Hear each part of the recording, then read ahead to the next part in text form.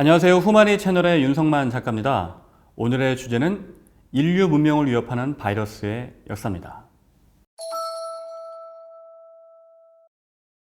인간의 역사에서 전염병을 제일 먼저 기록한 사람은 투퀴디데스입니다.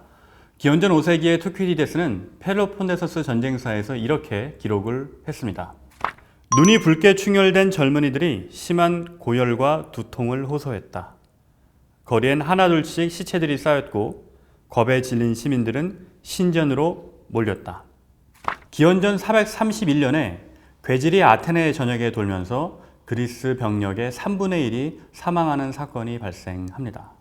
그리고 얼마 후에 스파르타와 전쟁을 벌이게 됐는데 스파르타의 전쟁에서 전력이 약해졌던 아테네가 지공합니다.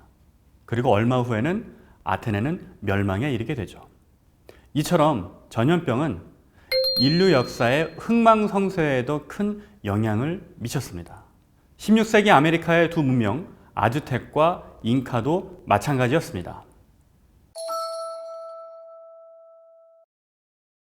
1529년 아즈텍은 스페인 군대의 침략으로 멸망을 하게 되는데요. 사실 이때 전쟁으로 인해 죽은 사람보다 스페인 군대가 가지고 온 천연두 바이러스 때문에 죽은 사람들이 더욱 많았습니다. 실제로 2천만 명에 달했던 아즈텍의 인구는 불과 100년 만에 160만 명으로 크게 줄어들었습니다. 잉카 제국도 천연두 바이러스 때문에 많은 사람들이 사망을 하게 됐죠. 그 이유는 잉카와 아즈텍의 사람들에게는 바이러스에 대한 항체가 형성되어 있지 않았기 때문입니다. 제로드 다이아몬드는 총, 균, 쇠라는 책에서 인류 역사에 가장 큰 영향을 미친 것을 책 제목과 같이 총과 균, 그리고 쇠라고 설명했습니다. 그 중에서 균은 세균과 바이러스와 같은 병원체를 이야기합니다. 병원체가 인간에게 옮는 경우는 크게 4가지가 있습니다. 첫 번째는 살모넬라 균처럼 감염된 육류를 먹고 나서 병이 옮겨지는 경우입니다. 그리고 두 번째는 곤충을 매개로 하는 경우인데요. 말라리아는 모기를 통해서, 그리고 패스트는 벼룩을 통해서 옮습니다. 세 번째는 상처 부위의 진물을 통해서 옮는 경우입니다. 실제로 18세기 미국의 일부 백인들은 천연두 환자가 썼던 담요를 원주민들에게 선물하면서 원주민들이 몰살되는 일이 발생하기도 했습니다. 네 번째는 개체의 이상 반응을 유도하는 것인데요. 재채기나 설사 같은 경우가 대표적입니다.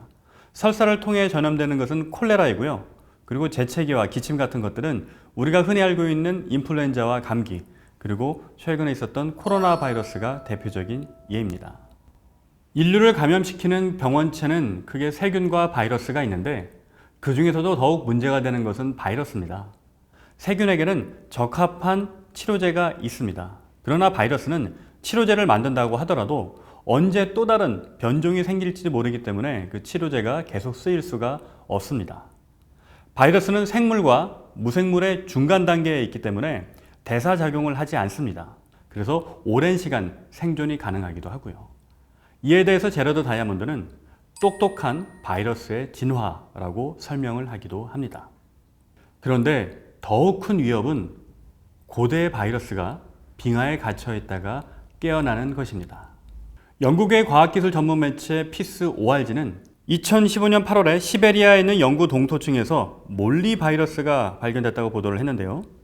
이를 발견한 프랑스 과학원에서는 바이러스가 냉동된 상태로 완전하게 보존되어 있었다라고 당시 입장을 밝혔습니다.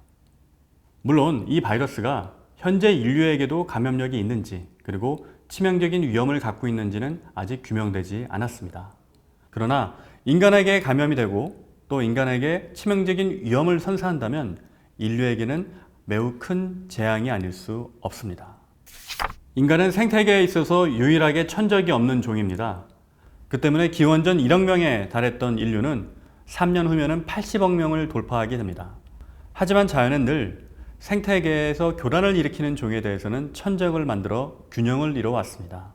어쩌면 요즘처럼 바이러스가 많이 전염을 일으키고 있는 것은 자연이 인류에게 주는 경고일지도 모르겠습니다. 오늘 후마니 채널에서는 바이러스가 인류 문명에 어떤 영향을 미쳐왔는지 살펴봤습니다. 다음 시간에도 후마니 채널에서는 더욱 재밌고 인사이트 있는 이야기로 여러분을 찾아뵙도록 하겠습니다. 고맙습니다.